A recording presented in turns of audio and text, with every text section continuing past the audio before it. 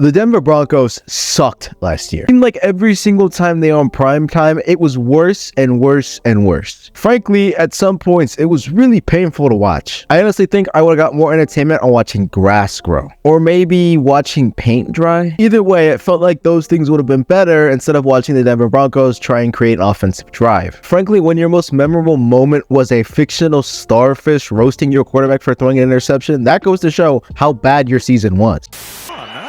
And so what's happening? Oh, there's Russ Wilson. Oh, no! Oh, that's called an interception. That's close. Bobby Wagner. That's not what he wanted to call.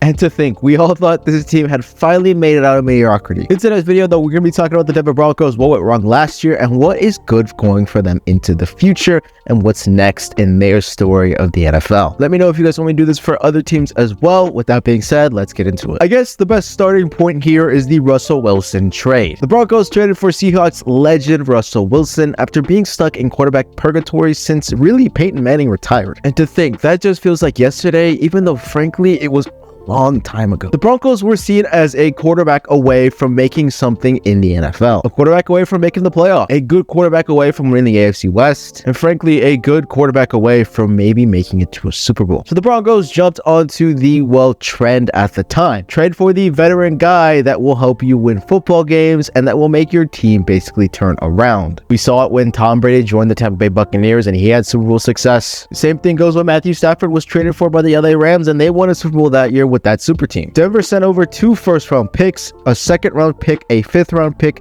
tight end Noah Fant, quarterback Drew Lock, defensive lineman Shelby Harris, and basically the whole farm as well. The goal was to pair Russell Wilson with their new offensive guru head coach, Nathaniel Hackett. Hackett was the offensive mastermind in Green Bay. He was the previous OC that helped Aaron Rodgers go to back-to-back MVP titles, as well as helped Rodgers fall back in love with football, as well as numerous other big-name free agents on the defensive and offensive side of the ball to make them arguably contenders for a playoff spot in the AFC. Many people, including myself, expected big things out of this Denver team. Some people even thought they were an instant contender to win a Super Bowl. From the jump, though, it was clear the Russell Wilson and Nathaniel Hackett relationship had fell flat on its face come the start of the season. I think the whole debacle of going for it on 4th down against the Seahawks and kicking a 61-yard field goal was the starting point that we should have started to realize, oh shit, this Denver team might not be what it seems or what we think it can be. Good play. Now we got 4th and 5 is doable. We got 3 timeouts, E. I might use one right here, E. Let's use one. Let's talk about this one. Let's talk about this one. They're gonna try to draw. They can try to draw them off sides. Might try to draw them off sides, E. You don't have that much time. Snap count. You don't want to waste that much time, I don't think. Running a play. They look unsettled. Sutton doesn't know what he's doing. Hurry up. Hurry. Time out. What the? So you just burned 30 seconds to call a timeout? A lot of time wasted right there to call a timeout, Pate. Yeah. I like the kicking approach. All right. He got this. Started at the right upright.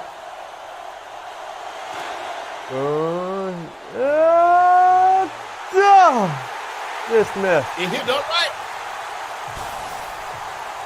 Just missed left of it. I told him to start it at the right upright, and it'll hook right in. Again, after the play, Shannon is undefeated. Frankly, the Broncos' ship started to sink as soon as they left the dock. And well, a broken locker room, countless let's ride memes, and Russ doing high knees on an international flight to London. Let's ride. Let's ride. Let's ride.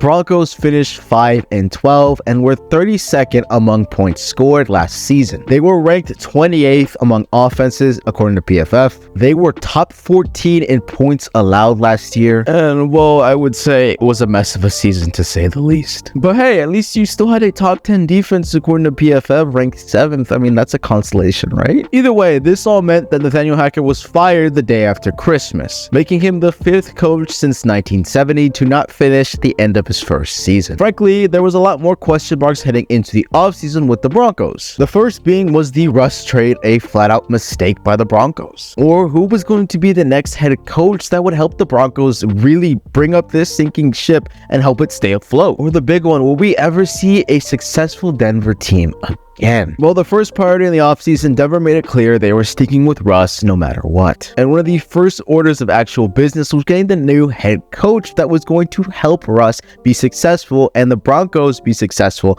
in the NFL. And they traded for a legendary Saints coach, Sean Payton, pulled him out of the broadcast chair and said, hey, you're going to come coach for us and the Denver Broncos. The trade package included this year's first-round pick and a second-round pick next year. And just like that, Sean Payton was officially the Denver Broncos' next head coach. Besides Payton's legendary time in New Orleans, one of the big reasons why the Broncos were so heavy on getting Sean Payton was that he had success with any other short king quarterback, that being Drew Brees. The Broncos also made it a priority to beef up the O-line. The reason being was, frankly, that group was disintegrating with injury very fast last year, and you cannot play good offensive football without a good offensive line. The Broncos brought in former Ravens guard Ben Powers and tackle Mike McGlinchey from the 49ers, who was ranked 11th among free agents according to PFF. They also added edge Zach Allen from the Cardinals in free agency, as well as notable running back depth in S.H.T.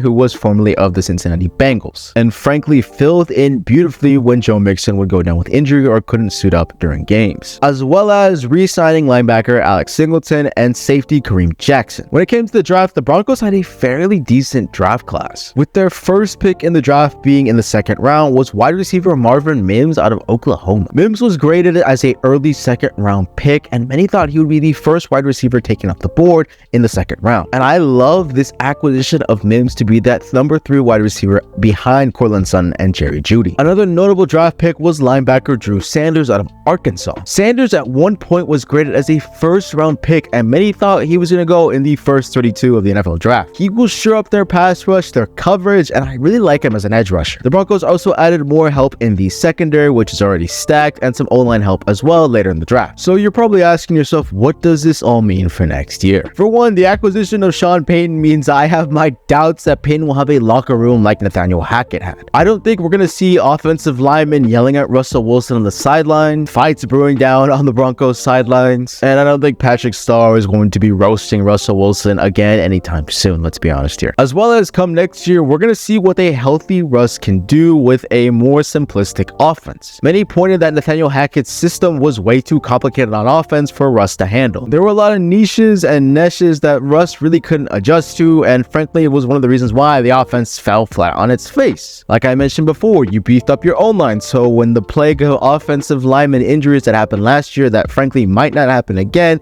you are prepared and have good offensive line depth. I do think though that Payton can get the best out of Russ. I mean, look what he did with Drew Brees. As well, at the end of the day, we know what Russell Wilson can do at his best in the NFL, and I think Payton can get him there to his best. I'm not calling Russell Wilson to be the next Drew Brees, but I definitely think that Sean Payton can get Russ back to the top of his game with his offense. Payton has worked with a smaller quarterback before, so he knows what it takes to get a smaller quarterback to succeed in the NFL. And it's not like we have to imagine what Russell Wilson can be in the NFL, how successful he can be, yada yada yada. He's not a rookie. We know what he can be, we know how good he can be, so it's all about getting him to that point. Talking defensively though, you still had a top 10 unit with very good pieces on all different sides of that defense. Now they added more talent through the draft and free agency to help that defense bolster up in the AFC West and in the AFC as a whole. Wideout wise, I feel like all have potential. Look, I'm not saying Sutton, Jeudy, or Mims, or even KJ Hamler are top 5 receivers in the NFL. Hell no. But I do think if we see them hit the potential of what they can be,